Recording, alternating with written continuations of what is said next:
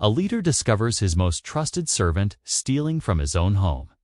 But what Ibrahim Traoré does next will shake your understanding of justice and mercy. This is not just a story about theft. This is about humanity. Before we dive in, what time are you listening? Where are you from?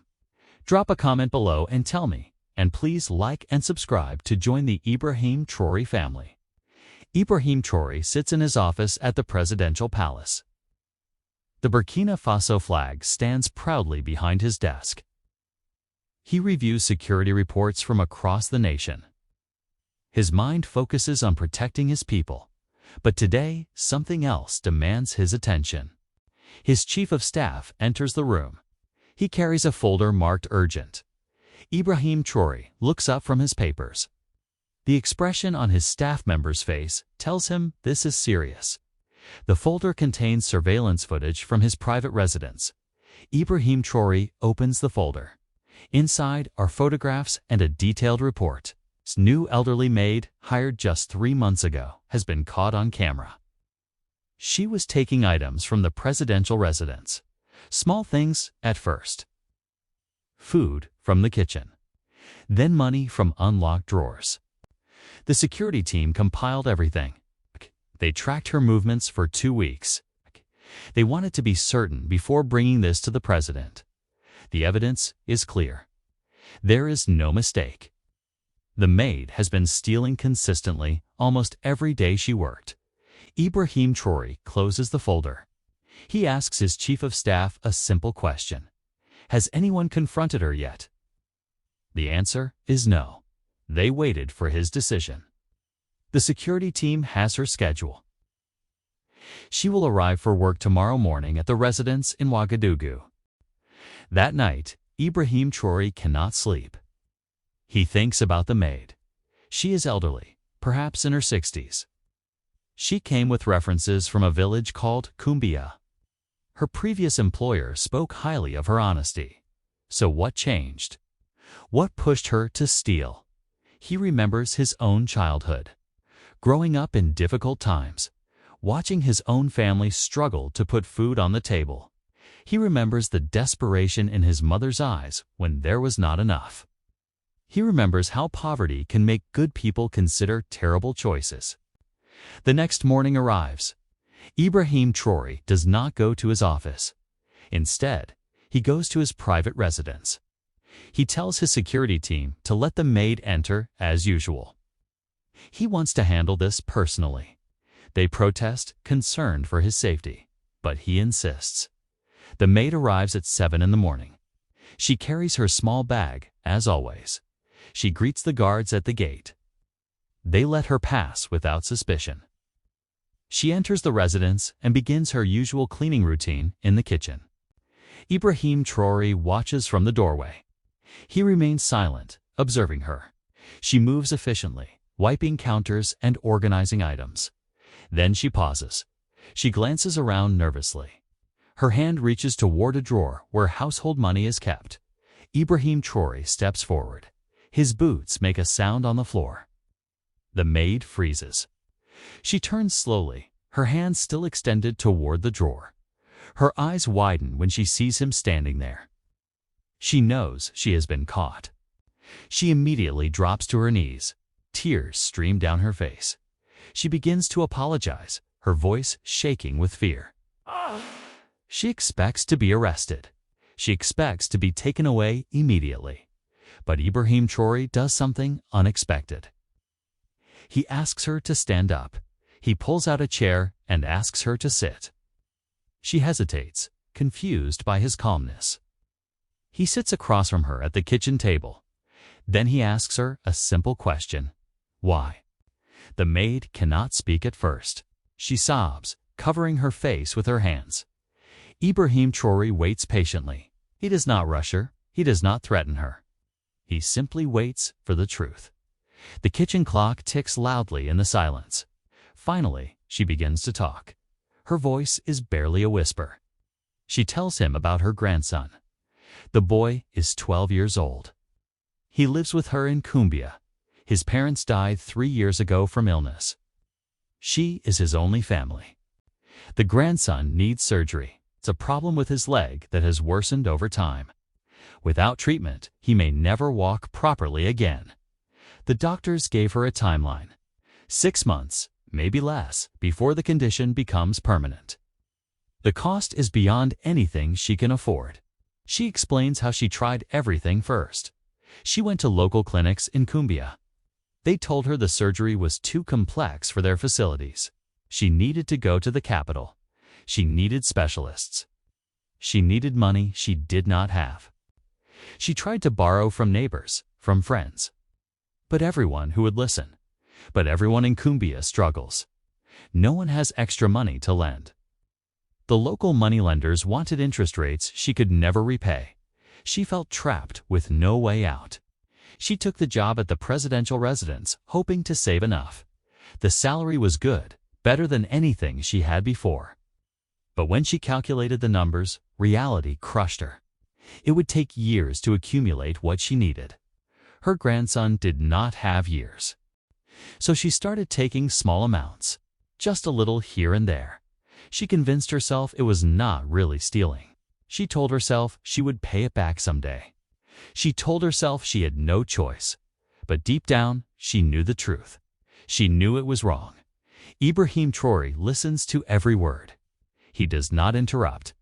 He watches her face as she speaks. He sees genuine remorse mixed with desperate fear. When she finishes, silence fills the kitchen again. The maid keeps her head down, waiting for judgment. Ibrahim Traoré stands up.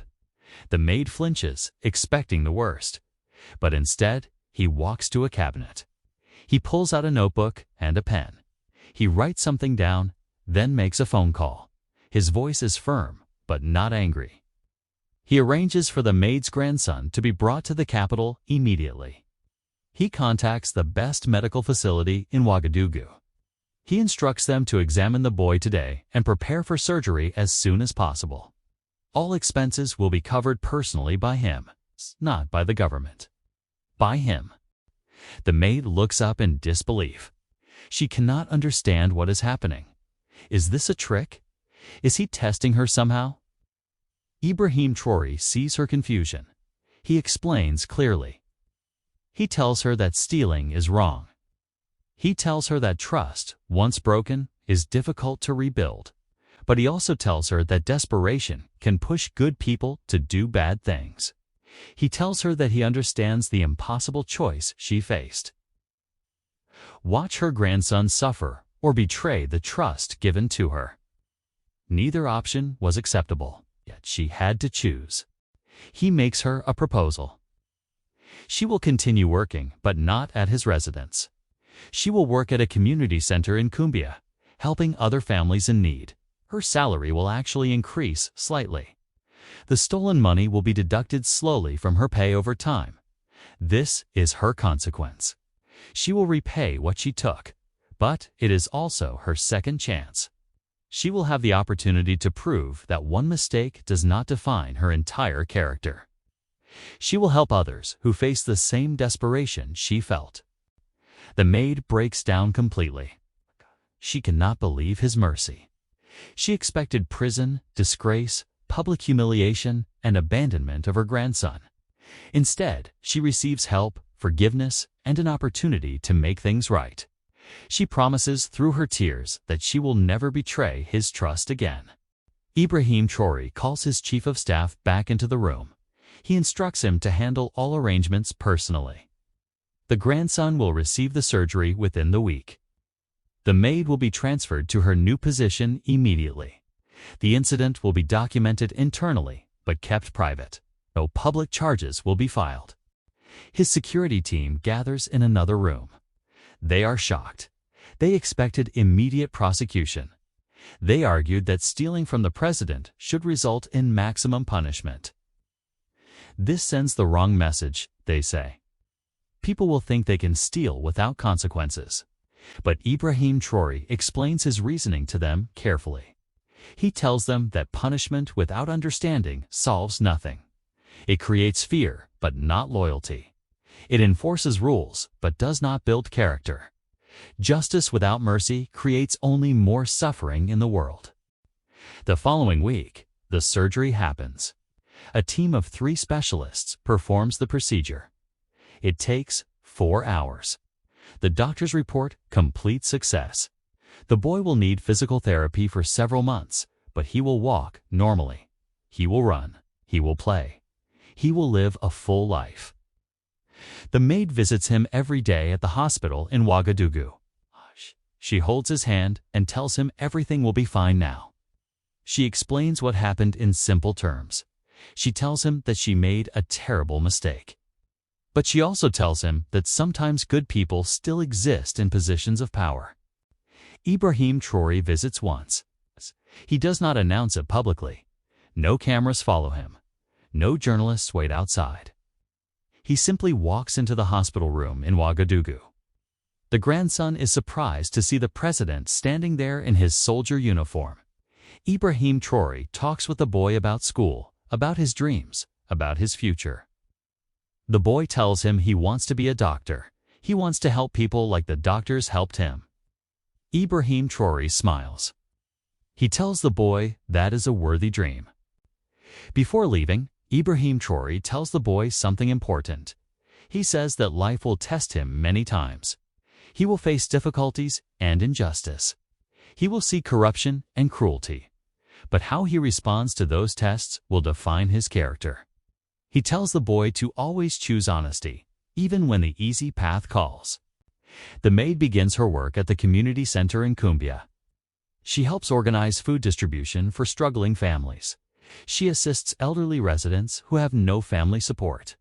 She counsels parents whose children are sick. She shares her own story with others who feel desperate. She becomes a voice of hope in the village. People come to her with their problems. They trust her because she does not judge them. She has been where they are. She has felt the crushing weight of impossible choices.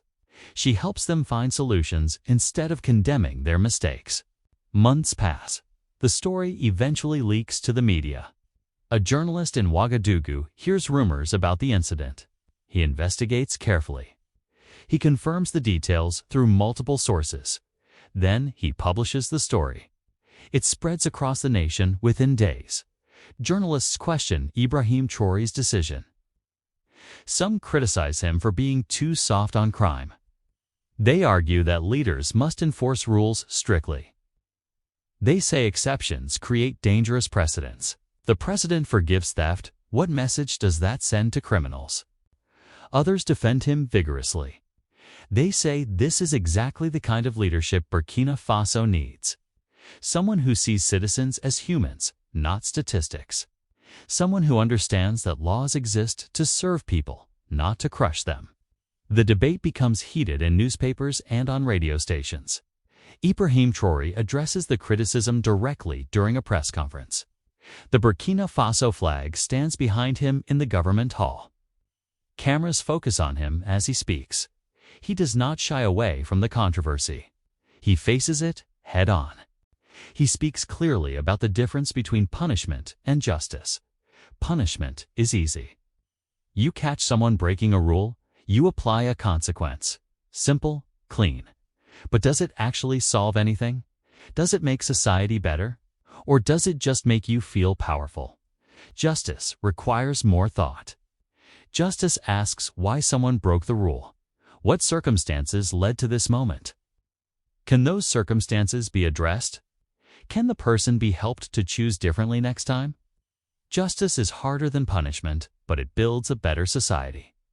He tells the nation that the maid has repaid every cent through her salary deductions. She has served her community with dedication. Her grandson now attends school regularly and dreams of becoming a teacher. This outcome serves society better than imprisonment would have. The maid writes Ibrahim Traoré a letter. She does not expect a response. She simply wants to express her gratitude. She tells him that he saved 2 lives that day. Her grandson's life was saved by the surgery. But her own life was saved by his mercy. She writes that she was ready to give up on humanity. She believed that people in power only cared about rules and appearances. She thought the world was divided into the strong who take and the weak who suffer. But he showed her that compassion still exists.